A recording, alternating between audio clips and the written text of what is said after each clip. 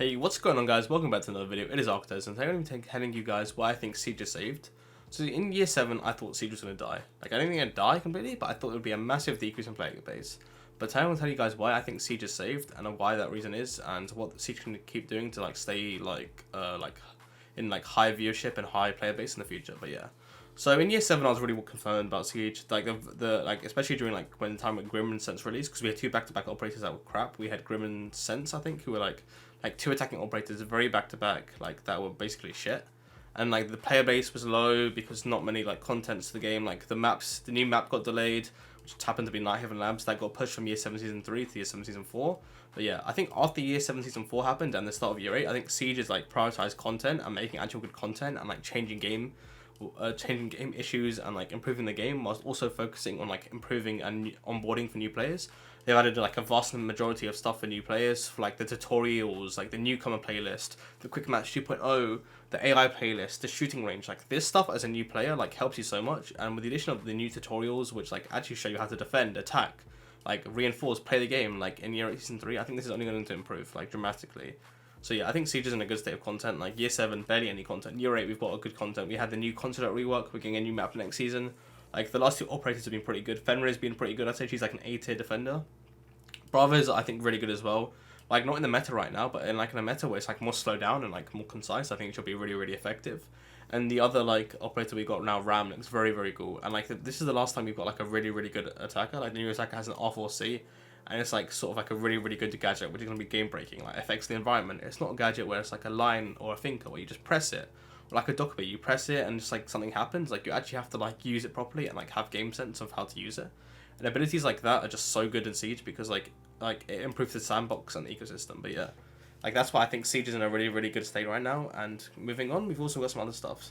So I feel that the YouTube scene has got better. If you guys know that Jinxie, Jinxie is probably I think he's the biggest streamer on Twitch right now, and he has propelled the game so much. His content isn't dry. He uploads good content. He does 1v1s. His style is pretty good. He's dragged in so many new players, and I think this is the reason why Siege has survived so long, even with this poor game design. Sorry, not poor game design, poor updates and stuff. I think Siege has a great game design, but yeah, Jinxie gets 40-50k viewers every night where he streams videos where it's 1v1s, every coppers 1v5 in copper, or e-girls v e-boys. This stuff is entertaining to watch, and it's brought a lot of people into Siege. Even people that randomly just don't even watch or play Siege, they've actually watched Jinxie because of his personality. I think this has brought a lot more eyes on Siege as a whole. I don't think we've had this many eyes on the game in a while. And even streamers like Tim the Tatman, Nick Mercs, etc. They're all playing this game Cloaksy because they see how well it's doing on Twitch.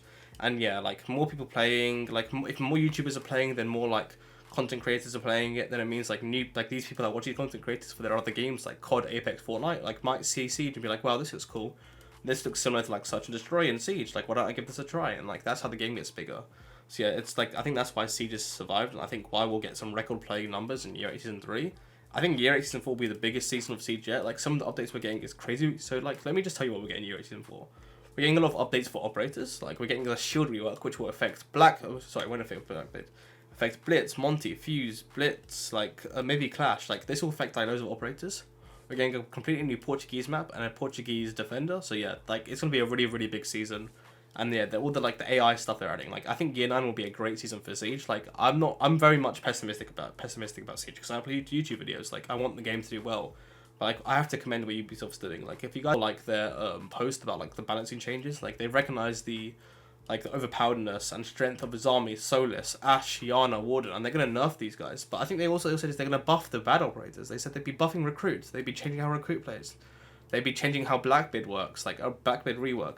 I know people are upset about the Frost rework, and I am too. I was a big advocate for Frost. I thought she had a high skill ceiling in terms of knowing where to put her and playing around her Frost mats. But I feel this rework is really, really beneficial for Frost, and it increases her skill because I need to play it more around her Frost mats. So there's a visual and audio cue, the blood splatter and the moaning sounds that she makes when she's close by and she's been injured. This increases the skill gap and just adds something else that Frost players has to be careful of. Frost from being a low skill ceiling operator in terms of people just putting it down and getting free kills from now, you need to play around them. A good player can now kill Frost rather than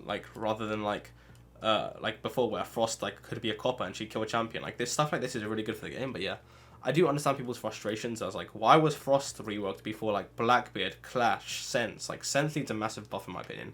I feel like she's really, really good, and like in terms of like what Ubisoft thinks she's doing, but like her actual production and like in game is like it's like sort of the concept of right idea, wrong execution. Like half the time when you throw her devices, they barely even go in the right direction. Like I think it should show where it's going, and yeah, I think Solus and Azami need some massive nerfs. I feel like you could literally just play Solus, Azami, like Bandit or Kaid, and then 2 other operators every round, and you win every round. Like Azami is so overpowered. I think people in low elo don't understand this, but like in the high elo, she needs to be banned like 90% of the time. And even when you don't ban her, like let's say you don't ban Solus, let's say you don't ban Azami. That means Solus, Fenrir, Mirror Up. Like the defense is too good right now. I think defense is enough, but I'd actually rather see them like they buff attack. They were like a buff needs attack, like attack needs a buff in some way. I don't know, maybe some really good operators, but Ram I think will change that. Hopefully the new operator in year 9, the new attacker is really good, but yeah.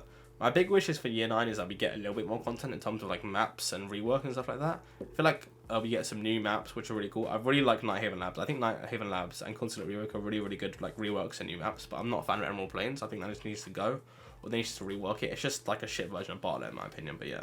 I do think Siege is on the right track, and like another thing, and the last thing that I guys forgot to tell you about is like I don't play that much cheaters anymore. Like this season, I'd probably say I played against like 3 or 4 cheaters. Like compared to other seasons of Siege, where I played drastically like less Siege. Like I say, like Sister Summer Holidays, I played a lot more Siege than I normally would. But yeah, there's barely any cheaters, which is so good for the game. Like this is really, really good to see, and I'm really happy that Ubisoft have like somehow mitigated the cheater problem.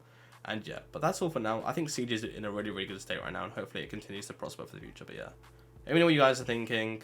What do you guys think of Siege right now? And have a good day, guys. Take care. See you guys later.